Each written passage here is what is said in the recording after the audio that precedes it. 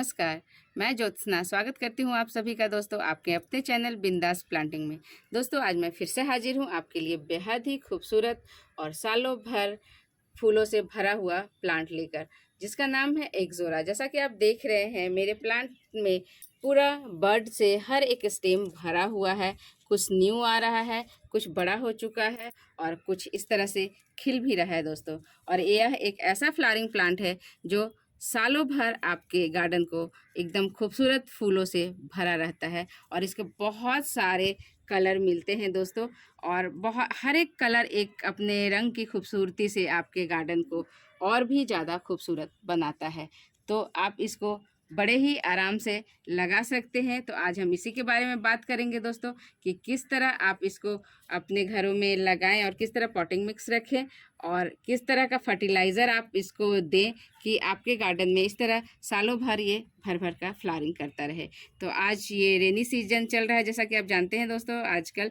तो इस मौसम में आप किस तरह इसको फर्टिलाइज़ करें। यूँ रेनी सीजन में तो इसका ग्रोथ का बहुत अच्छा पीरियड होता है, जैसा कि आप देख रहे हैं।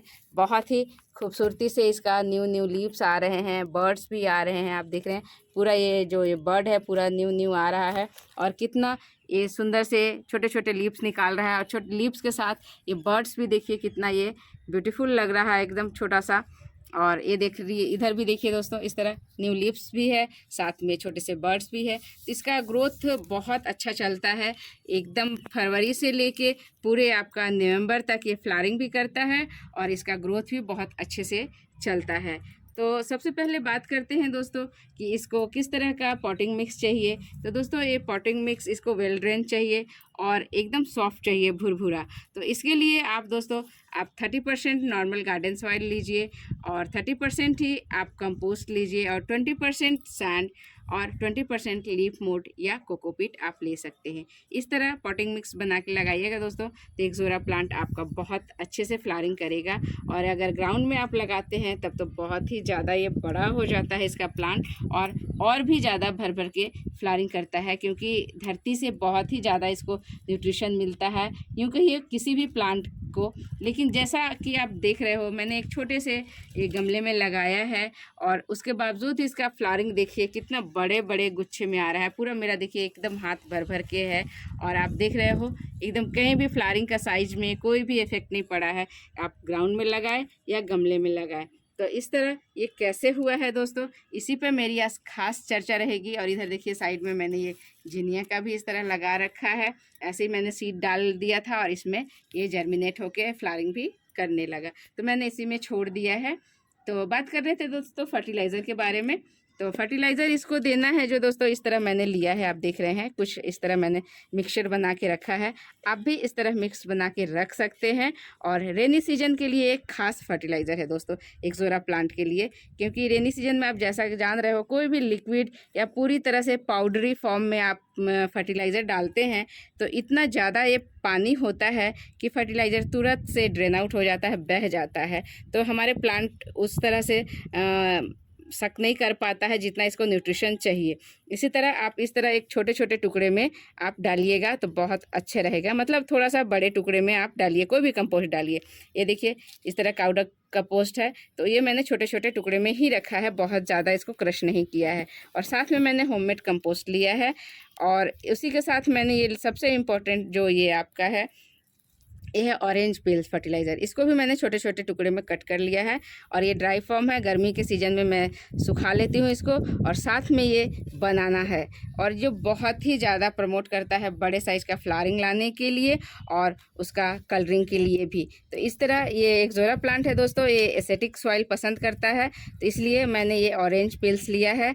आप इसका लिक्विड फॉर्म भी डाल सकते हैं, लेकिन बारिश में बिल्कुल मैं प्रोवाइड नहीं करूँगी कि इसमें आप डालिए।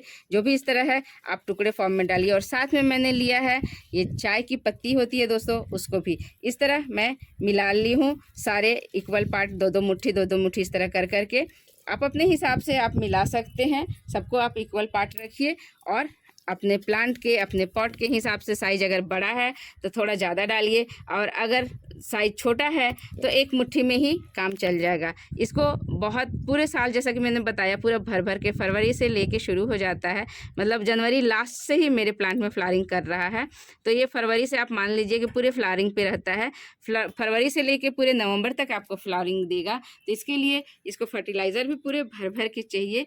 तो आप मंथ में इस तरह का फर्टिलाइज़र, जैसा कि मैं बता रही हूँ, उस तरह डालिएगा तो आपको किसी भी तरह कभी भी फ्लावरिंग कम नहीं होगा। तो इसके लिए आपको साइड से इस तरह मिट्टी को थोड़ा सा हटा लेना है और आपको ज़्यादा अभी गुड़ाई नहीं करना है, क्योंकि अभी ग्रोइंग पीरियड है और आपका रूट बाउंड कर चुका है। तो अभी आप इसको बदल भी सकते हैं, लेकिन मेरा अभी ठीक है। तो बस मैं फर्टिलाइज़र डाल रही हूँ। साइड में इस तरह आपको मिट्टी को कर लेना है फ्रेंड्स, और आपको इस तरह फर्टिलाइज़र डाल देना है किनारे किनारे, पौधे का किनारे किनारे इस तरह डालिए।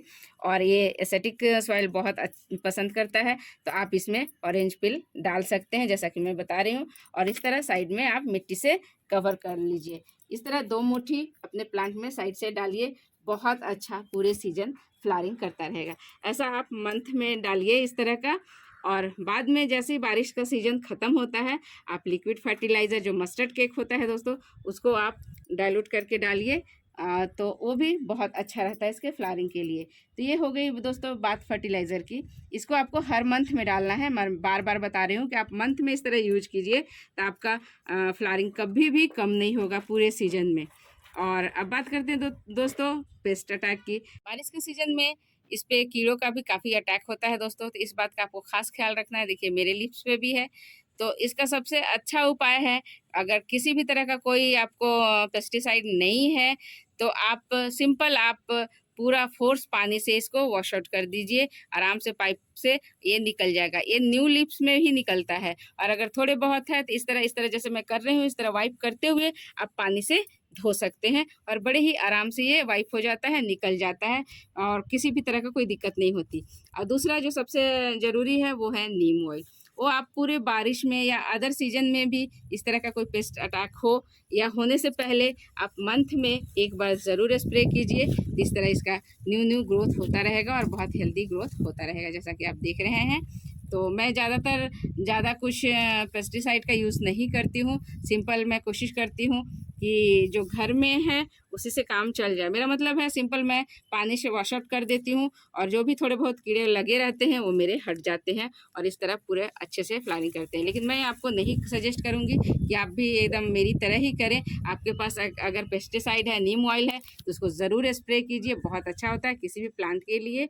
हाँ, केमिकल में ज़्यादा मैं नहीं जाती हूँ, इसलिए मैं नीम ऑयल का सजेशन दूंगी कि आप उसका ही स्प्रे कीजिए, उसी से बहुत अच्छा ग्रोथ चलेगा आपका। ये देख रहे हैं कितना अच्छा से मेरा ये ग्रोथ चल रहा है। मेरे पास कुछ इस तरह के कलर हैं दोस्तों, इसके बहुत सारे कलर मिलते हैं आपको। ये देखिए मेरे पास ये पीले कलर का है एक, और ये इधर मेरा एक रानी कलर का है, जो कि आपको नहीं अभी दिखेगा, जस्ट ये बर्ड फॉर्म में है। और इधर ये पूरा डार्क रेड में है।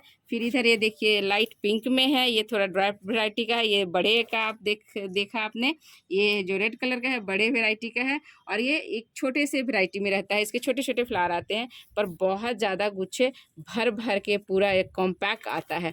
तो ये देखिए इसका साइज आप देख रहे हैं, छोटा है लेकिन फ्लावरिंग में कम नहीं है दोस्तों, पूरा स्टेम में बड भरा हुआ है। तो जब इस तरह आप फर्टिलाइज़र डालिए और इस तरह पेस्टिसाइड यूज़ कीजिए तो बहुत अच्छा फ्लावरिंग करेगा, जैसे मैंने बताया। अब बात करते हैं दोस्तों सनलाइट की। तो ये सनलाइट बहुत ज़्यादा पसंद करता है दोस्तों, और आप इसको पूरे सनलाइट में रखिए। लेकिन जब बहुत ज़्यादा गर्मी होता है, जब सूखा एयर चलने लगता है, उस समय आप इसको हाफ डे का सनलाइट दे, मतलब सुबह से लेकर 12 बजे तक का धूप मिले, उसके बाद ये शेडी एरिया में रहे तो बहुत अच्छा से रहता है। वरना इसका पत्ता है ना, वो जल जाता है, तो इस बात का खास ख्याल रखिएगा। वरना अभी रेनी सीजन में हो या ठंडी में हो, पूरे ये धूप में ही रहना पसंद करता है और अच्छे से ग्रोथ करता है। और इसका डोरमेंसी पीरियड है दोस्तों ठंडी में इसका किसी भी तरह का कोई ग्रोथ नहीं होता है। मतलब सिर्फ आपको लास्ट नवंबर दिसंबर और 1 जनवरी वीक में ये एकदम डोरमेंसी में रहता है, कुछ ग्रोथ नहीं दिखेगा। लेकिन जैसे ही थोड़ा सा टेम्परेचर अप होता है, मतलब 15 से ऊपर टेम्परेचर जाता है, तो ये बहुत अच्छे से इसका हेल्थ ग्रोथ शुरू हो जाता है। और उसके बाद आप देख ही रहे हो, पूरे अभी आपका नवंबर तक चलेगा इसका फ्लावरिंग और ग्रोथ भी। तो इस तरह आप अपने गार्डन में इसको लगाइए, बहुत इजी ये ग्रो हो जाता है।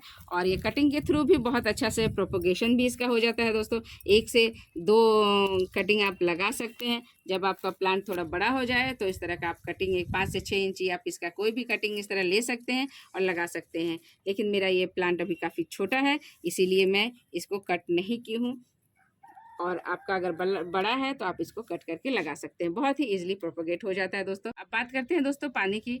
तो पानी इसको मॉइस्ट सॉइल पसंद है, जब तक ये फ्लावरिंग करता रहता है पूरे इसको भर के पानी मतलब मॉइस्ट रखना चाहिए, देना चाहिए। लेकिन इतना भी मत दे दीजिएगा कि इसका रूट रॉट हो जाए। बहुत ज़्यादा पानी देना है, लेकिन एकदम ड्रेनेज हो जाए अच्छी तरह गमले में। इस तरह का आपको मिट्टी बनाना है, जैसे मैंने बताया है। इसके रूट में पानी खड़ा नहीं रहना चाहिए, मॉइस्ट सॉइल तो रहना चाहिए, लेकिन मिट्टी में पानी खड़ा नहीं रहना चाहिए। जैसा कि आप देख रहे हैं फ्रेंड्स, ये मतलब रेनी सीजन है, फिर भी आप मेरे सॉइल को देखिए, बिल्कुल ये ड्राई नहीं है और गीला भी नहीं है, मॉइस्ट भी नहीं है। इस तरह मैं कस रही हूँ मुट्ठी को और खोल रही हूँ तो पूरा इस तरह देखिए भुरभुरा है। तो इस तरह आपको भुरभुरा रखना है, इस तरह मिट्टी में पानी रखना है ताकि मॉइस्ट रहे लेकिन गीला सॉगी ना रहे। तो बस आज के लिए इतनी ही इन्फॉर्मेशन थी दोस्तों। फिर मिलते हैं अगले वीडियो में कुछ नए प्लांट के साथ, कुछ नई जानकारी के साथ। तब तक हमारा वीडियो यूं ही देखते रहिए। और हमारे चैनल को सब्सक्राइब तो आपने कर ही लिया होगा, नहीं किया तो प्लीज़ हमारे चैनल को सब्सक्राइब कीजिए। और जो बेल वाली बटन है दोस्तों, उसको ज़रूर प्रेस कीजिए ताकि आने वाला वीडियो का अपडेट आपको सबसे पहले मिल सके। और पसंद आए तो अपने दोस्तों के साथ भी शेयर कीजिए दोस्तों। और लाइक का जो बटन है दोस्तों, उसको ज़रूर प्रेस कीजिए। ये हमारा वीडियो यूं ही देखते रहिए। नमस्कार।